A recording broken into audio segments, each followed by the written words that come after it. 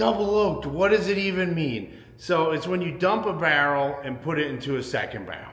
And what's the point of doing that? Is it just marketing bullshit? Well, I don't know. I don't know why other people do it. I can tell you why we're doing it. So I've got these two barrels here. These are 10-year barrels, and they're from Warehouse E Sub-Basement.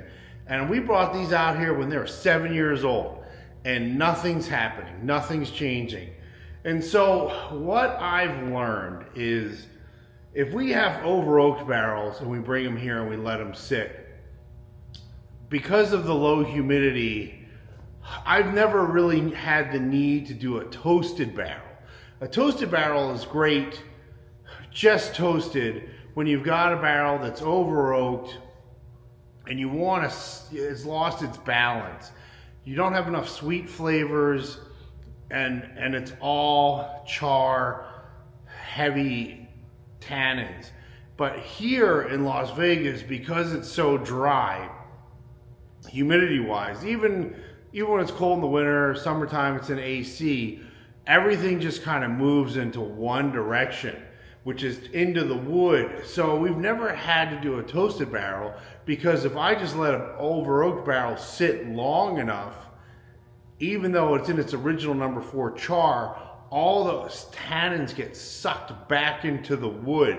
And so it's very easy for us to cure an over oaked barrel. But these barrels here that were in the sub-basement of Warehouse E, they aren't over oaked. They just aren't aging.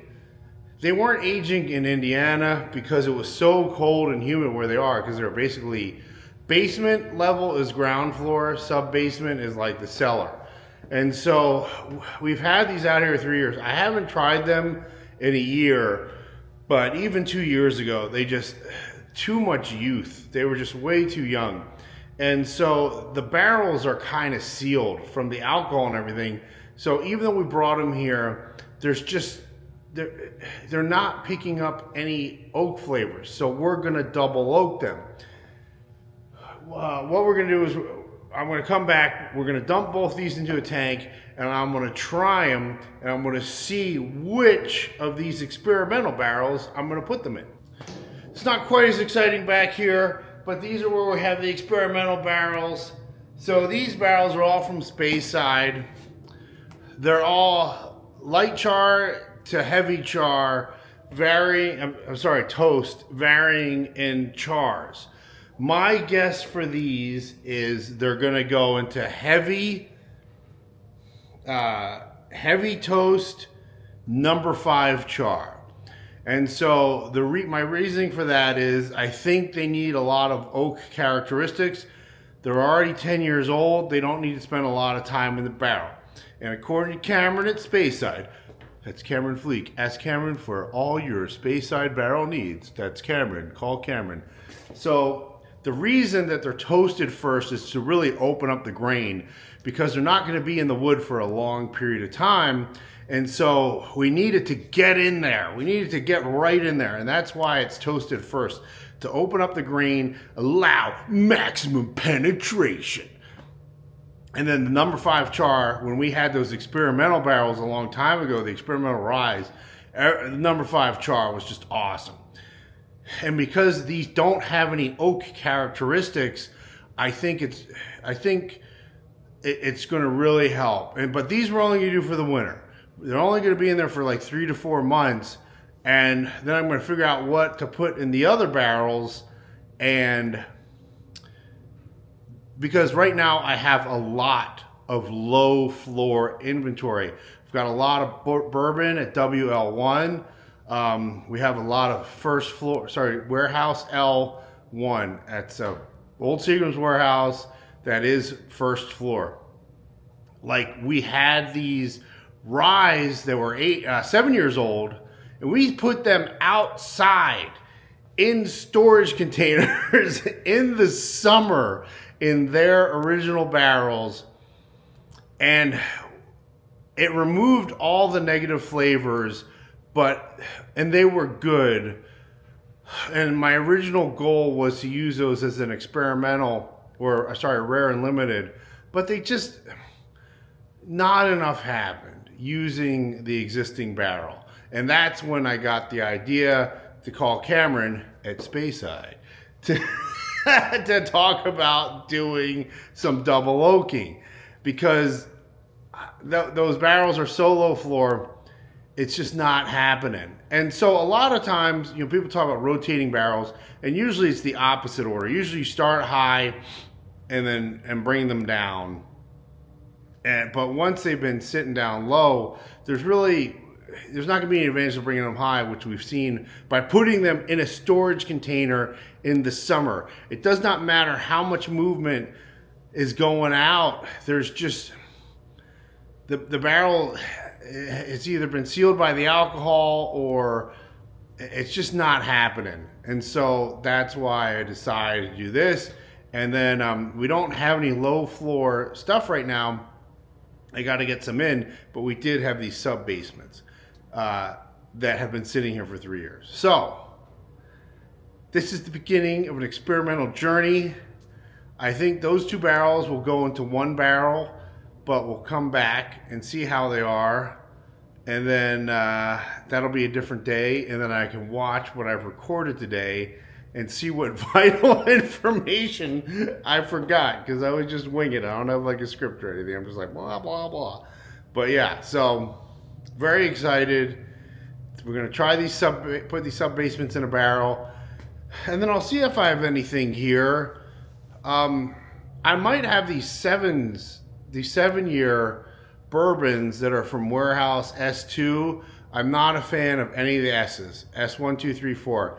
They were okay at 4 years old, but it's palletized, and I'm not feeling how they age. So we might take some of those 7s and put them, try them out, put them in a tank, see how they taste batched, and figure out what barrels to put in. Because ideally, like, this is really cool, putting these 2 sub basements into a barrel, but I don't have any other sub basements. So it's not really an experiment. What I really need to do is take a batch of the same stuff and put it into all these different char levels and all these different toast levels and see how it changes the same juice. Not like, oh, let's do a one-off of these 2 barrels we don't have any more of. So I think probably those 7 years are a good candidate, and let them sit here, sort of visit them. Those I could like visit and see how they taste right before summer begins, make a decision on what experimental stuff works well, and then just let them sit through the rest of summer and then dump them when they're 8 and have like an 8-year experimental bourbon. That'd be pretty cool. So these are just some thoughts I'm having.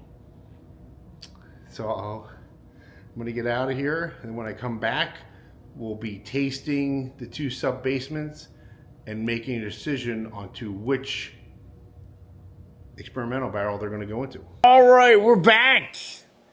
Alon has dumped the 2 barrels into this here Latina tank. As you may or may not be able to see, I don't know if you can read that, but they're now 121 proof. When these suckers came in when they were 7 years old, maybe 6.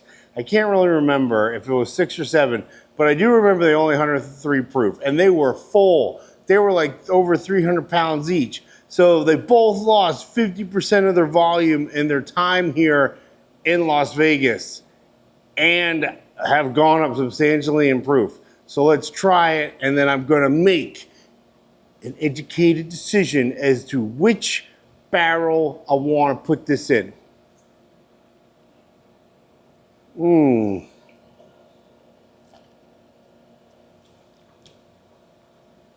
They're just a little young, a little medicinal. I'm going to go heavy toast, number 5 char. That was what I guessed is where they would go, and that is where they're going. And then what we'll do is we'll do the grand experiment where we dump the same of one location and vintage into a batch and then fill the other 5 barrels that are different toast and char levels.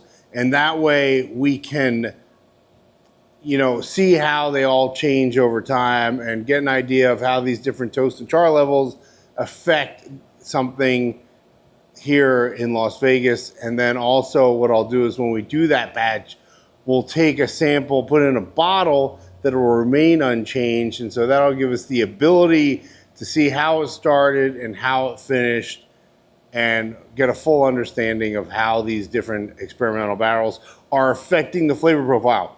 So this will be our first double oaked. Now you understand why I'm doing a double oaked. Yeah, because this is 10 years old, and it's just, it really ain't changing in these existing barrels. And so it is necessary to dump them out and put them in new barrels. And so that is why I'm doing this double oaked experiment. And then again, it's going to translate to, I have a lot of inventory, side filled racked, very low floors, not sub basement, mind you, but first floor. And they're going to run into the same problems. And so since they're all like old now, you know, got a lot of time on them. So I don't think they're going to change too much in their existing barrels.